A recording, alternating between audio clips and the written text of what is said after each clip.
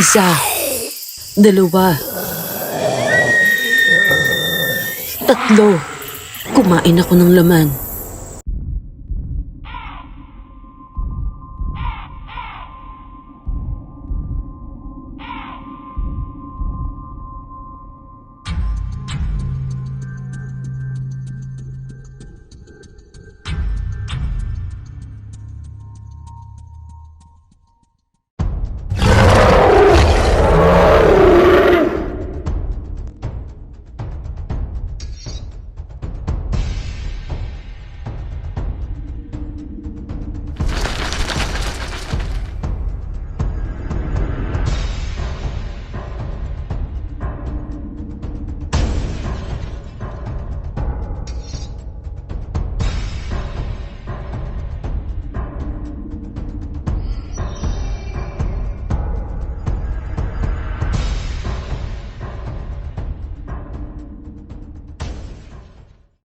Ako si Isay. Sa maliit na baryo kami nakatira. At mula pagkabata, wala na akong inasam kundi ang maging tanggap ng mga tao. Pero mali ako. Sa bawat ngiti kong ibinibigay, kapalit nito ay pangungutya.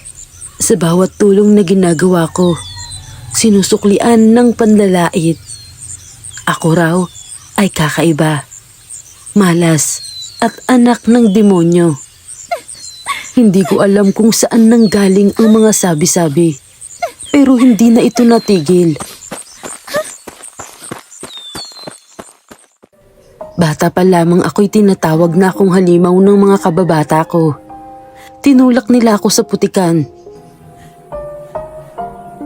Ninanakaw ang baon kong kanin na tinitipid ng nanay ko. At minsan, binuhusan nila ako ng dumi ng hayop.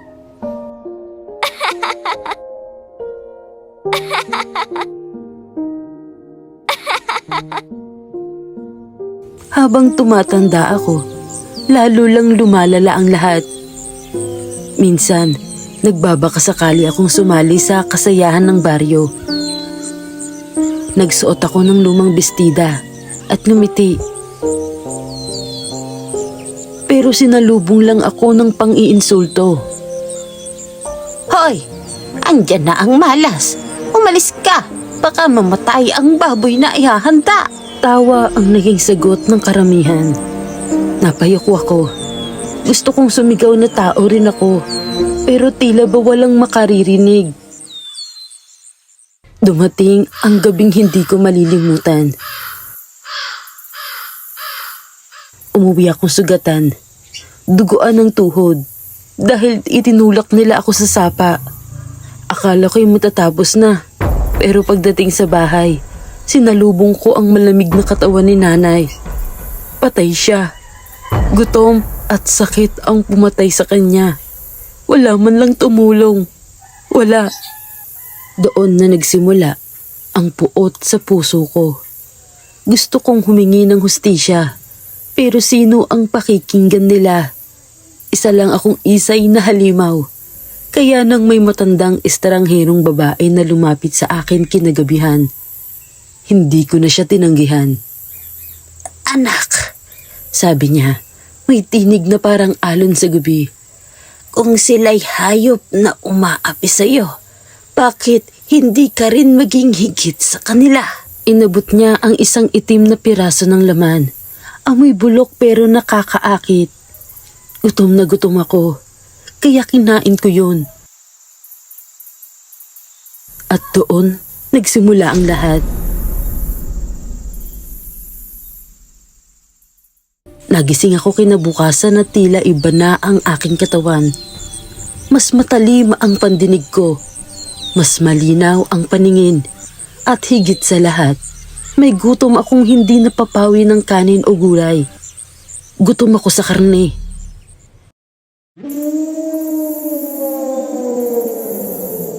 Nang sumapit ang gabi, narinig ko ang mga taong nagbubulungan tungkol sa akin. Ang tawa nila'y parang pang-uuyam pa rin. Ngunit sa pagkakataong iyon, hindi na ako umurong. Lumapit ako sa kanila sa dilim at sa unang pagkakataon, narinig ko ang tibok ng kanilang mga puso na parang musika. Amoy ko ang dugo sa kanilang ugat, parang alak na umaapaw. Hindi ko na napigilan.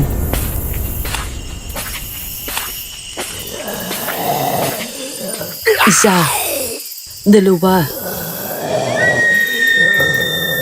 tatlo. Kumain ako ng laman. Ang kanilang sigaw ay naging musika sa gabi. Hindi ko iyon ikinahiya. Hindi ako nagsisisi. Sa wakas, wala nang makakapanakit sa akin. Araw-araw, gabi-gabi, dumadaloy ang dugo sa aking bibig. Ang mga dating nambabato sa akin sa lansangan, isa-isa silang naglaho. Ang mga batang tinatawag akong halimaw, natigil ang kanilang tawa. Hanggang sa halos wala nang natira sa baryo. Ngunit habang tumatagal, napansin ko ang pagbabago sa sarili ko. Sa bawat kagat ko ng laman, naririnig ko ang tinig ni nanay. Anak, huwag mong hayaang lamunin ka ng galit. Nang unay hindi ko pinansin. Ngunit habang patuloy akong kumakain ng laman, mas lalo kong naririnig ang kanyang iyak. Sa bawat dugo na dumidikit sa aking labi, mas nararamdaman kong lumalayo ako sa kung ano talaga ako. Isang gabi, nakita ko sa salamin ang sarili ko. Hindi na ako si Isay. Ang mga mata ko'y pula, ang ngipin ko'y matutulis, at ang balat ko'y nanlalamig. Halimaw na nga ako, gaya ng matagal na nilang sinasabi. Ngunit hindi sila ang tunay na talo. Ako mismo ang natalo. Naisip ko, kung pinatay ko ang lahat ng umapi sa akin, bakit hindi ako masaya? Bakit lalo akong nag-iisa? Noon, iniwan nila ako, pero ngayon, ako mismo ang nagpalayo sa lahat. Ang paghihiganti nagdulot lamang ng isa pang sugat. Sugat na mas malalim kaysa sa dati. Napatingin ako sa langit, sa mga bituin na parang mga matang nakamasid. Naisip ko, kung pipiliin kong magpatuloy, wala nang matitira sa akin kundi gutom. Ngunit kung pipiliin kong tumigil, baka may matira pang Isay. Kahit kaunting alaala ng batang minsang nangarap ng paggalinga. Ngayon, narito ako sa gilid ng baryo. Hindi na ako babalik. Ayokong may iba pang masaktan. Ako'y aalis at baka sa ibang dako'y matagpuan ko ang katahimikan. Hindi ko na alam kung may kapatawaran para sa akin. Pero ang sigurado, ayoko nang maging halimaw. Ako si Isay, at ito ang huling gabi na kakain ako ng karne. At doon ko nakita, 3 nilalang na gumagapang sa bubong ng kapitbahay. Mapapayat, mahaba ang daliri at namumula ang mga mata.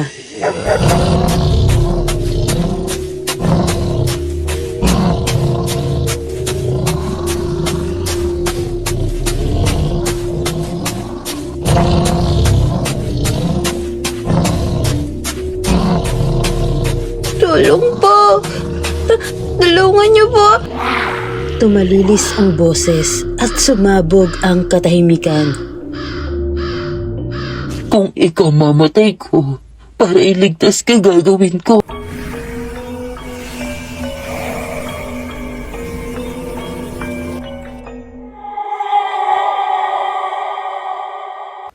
Ang gabi sa baryo namin ay palaging kumikirot sa katahimikan.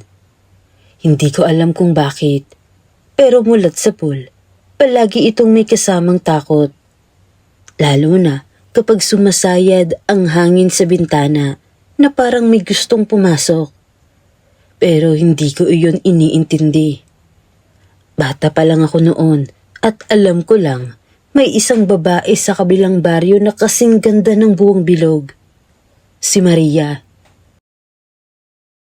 Hindi ko talaga malilimutan ang unang beses ko siyang nakita. Nakatayo siya sa tabi ng lumang balon. nakaputing bestida. Nang mag-angat siya ng tingin sa akin, parang may kumalabit sa dibdib ko. Anong pangalan mo? Cardo. Ikaw? Ngumiti naman siya. Yung tipong ngiting hindi mo malilimutan. Maria. Simula noon, araw-araw na akong pumupunta doon. Hindi ko alam kung bakit palagi siyang nandoon. Hindi rin niya sinasabi. Pero ang mahalaga, nandun siya. At unti-unting niligawan ko siya. Hindi ko alam. Siguro talagang minahal ko siya. Kahit hindi ko pa alam kung ano ba talaga siya at kung ano ang pamilya niya. Isang gabi, habang pauwi ako mula sa balon, may narinig akong sigaw. Mabilis, parang pinalamon ng hangin. Tinig ng isang bata.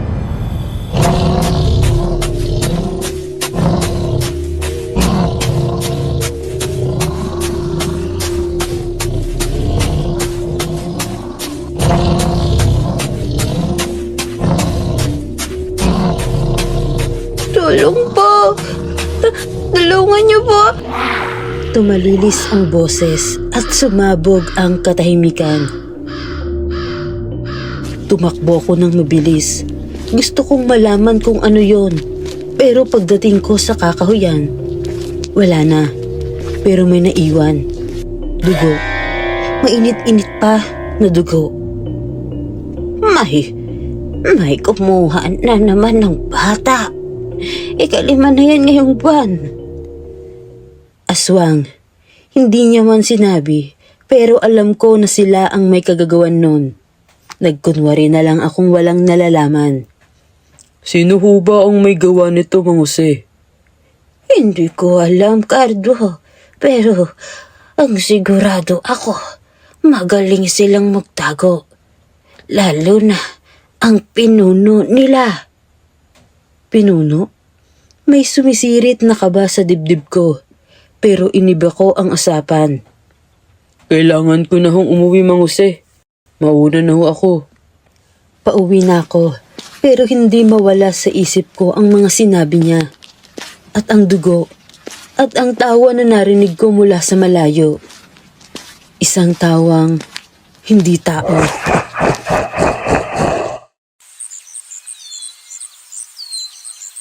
Kinabukasan, hinanap ko si Maria. Nasa balon na naman siya, pero iba ang itsura niya. Maputla, na para bang hindi natutulog. Maria, may nangyaring masama kagabi. May bata na namang nawala. Hindi ko ginusto ang mga nangyayari, Cardo. Huwag kang matakot. Hindi ko hahayaang may mangyaring masama sa'yo. Hindi mo kaya yon. Maria, anong ibig mo, Cardo? Kung sakaling may isang araw na magbago ang tingin mo sa akin, sana tandaan mong hindi ko iyon ginusto. Hindi ko maintindihan pero may lungkot sa boses niya na parang may itinatago. At hindi ko alam kung paano sisimulan ang tanong na gumugulo sa akin. Nagising ako sa ingay ng mga aso. Tahol ng paulit-ulit kaya napagdesisyonan kong sumilip sa bintana. At doon ko nakita, 3 nilalang na gumagapang sa bubong ng kapitbahay. Mapapayat, mahaba ang daliri at namumula ang mga mata. Aswang. Agad akong tumakbo palabas nang may hawak na itak. Hindi ko alam kung anong lakas ang nagtulak sa akin pero tumitibok ang puso ko na parabang sasabog. Nana! Ibalik niyo ang anak ko!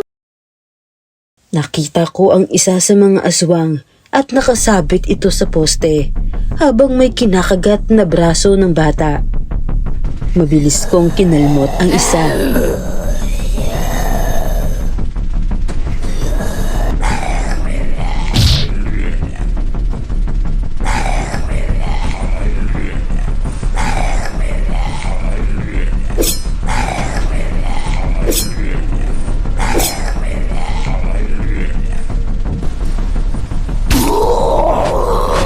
Pero mabilis silang nakatakas at lumipad papunta sa kagubatan.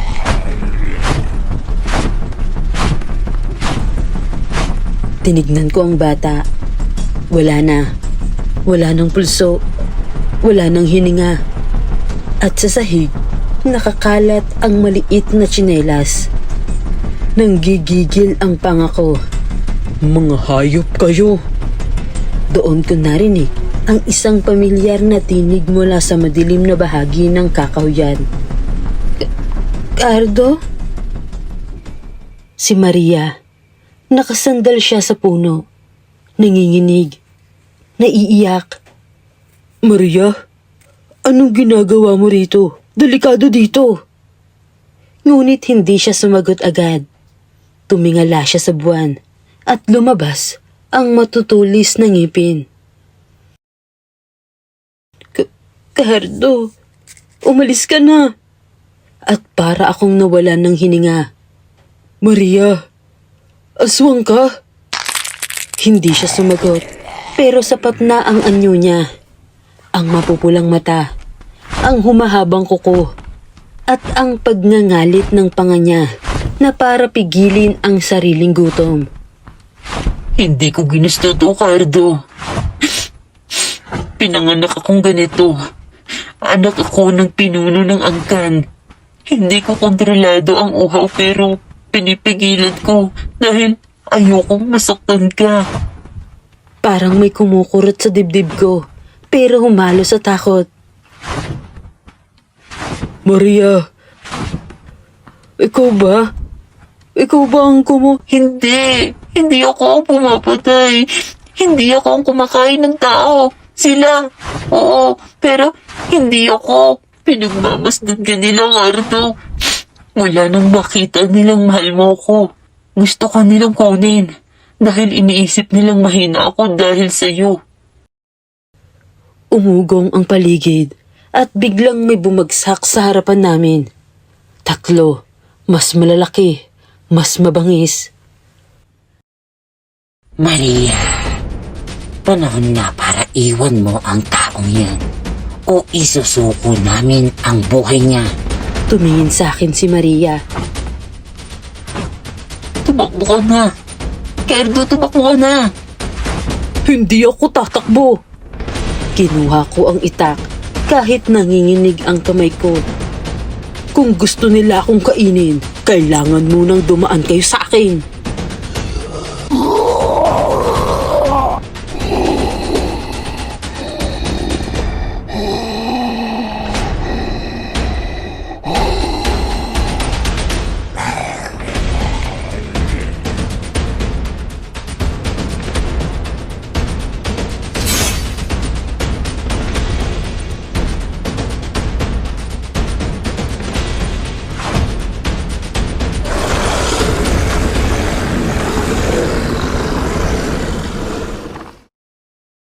Kung ikaw mamatay ko, para iligtas ka gagawin ko.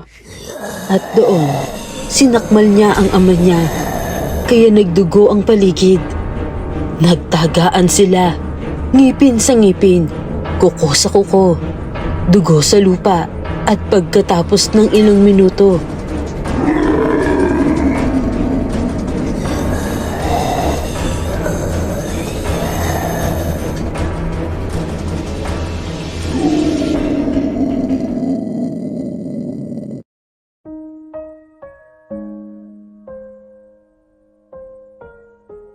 Maria, Cardo, salamat.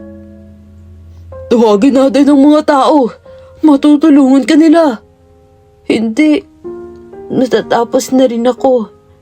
Maria, huwag. Cardo. Buti, minahal mo ako kahit hindi ako tao. Hindi mahalaga kung ano ka. Mahal kita. Salamat. Salamat, mahal ko. At tuluyan siyang hindi gumalaw. Kinabukasan, kumalat sa baryo ang balitang natapos na ang mga aswang. Wala nang kumukuha ng bata. Wala na rin nagiging biktima. Tahimik na ulit ang gabi, pero hindi ako sumasaya. Dahil sa tuwing dumadaan ako sa balon, nakikita ko ang ngiti niya. Yung unang ngiti na nagpaibig sa akin. At sa tuwing sasayad ang hangin sa bintana tuwing gabi, naririnig ko ang boses niya. Gardo, mahal kita. At doon ko naiisip, kung minsan ang pinakamapait na katotohanan sa pagmamahal ay yung nalaman mong minahal mo pala ang anak ng halimaw. At siya mismo ang naging pinakamabuting tao na nakilala mo.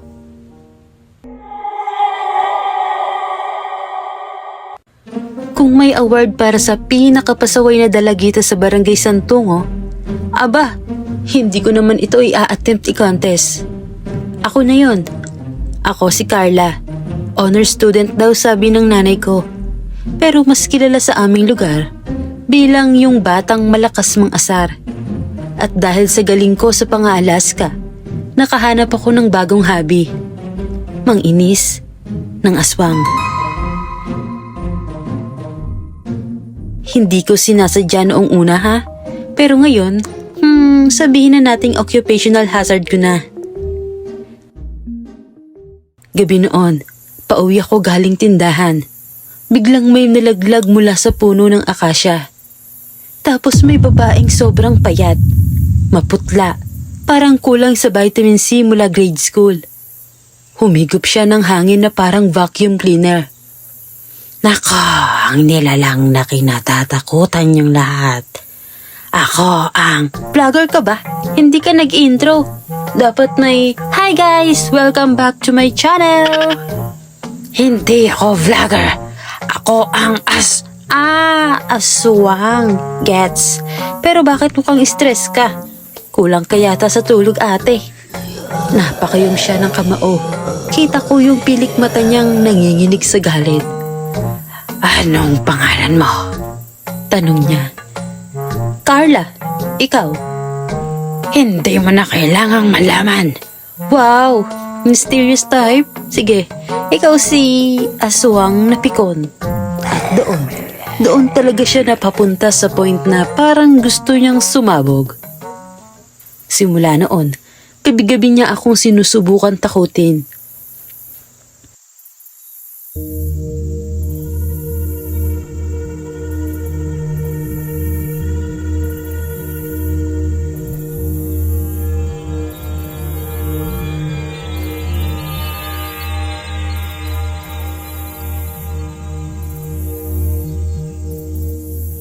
Teka! Naiistorbo mo yung kalinga ng manok namin. Papatayin ka nun pag nagalit yun. Natigil ang ingay.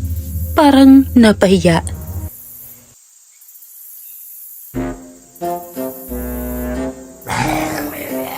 Nagpakita siya sa bintana. Nakalawit ang dila na parang noodles. Andito na ako. Handa ka na ba? Uy ate, may sipon ka ba? Ang mamasa, tissue mo oh. Nag-blink siya 2 beses tapos umalis. As in, walk out.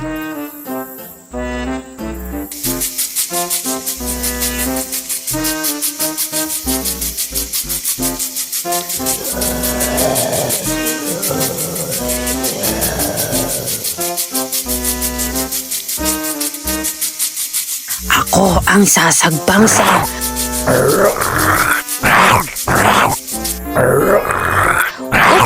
Sorry ate, akala ko halamang patay. Ang dry kasi ng aura mo. Sumigaw siya ng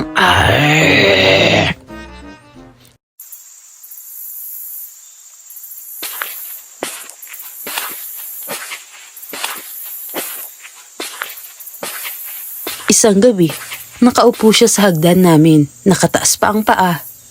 Mukha siyang nag-iisip ng misyon. Carla, hindi na tama to. Ano naman yun? Hindi ako nakakapagtrabaho. Imahe ko bilang aswang. Bumabagsak. Ang dami ko ng miss na biktima. Naiinis ako dahil sa'yo. Uy, so ako pala biggest influence mo. Nakaka-flatter naman. Hindi compliment yon. Okay, sorry. Pero ate, bakit ang dali mong matrigger? Aswang ka. Hindi ka dapat pikon. Ako ba ang pikon? Oo ate, sa lahat ng mythical creatures, ikaw ang pinaka may anger issues. Hindi ako pikon! Hindi ako pikon! Hindi, kalma ate.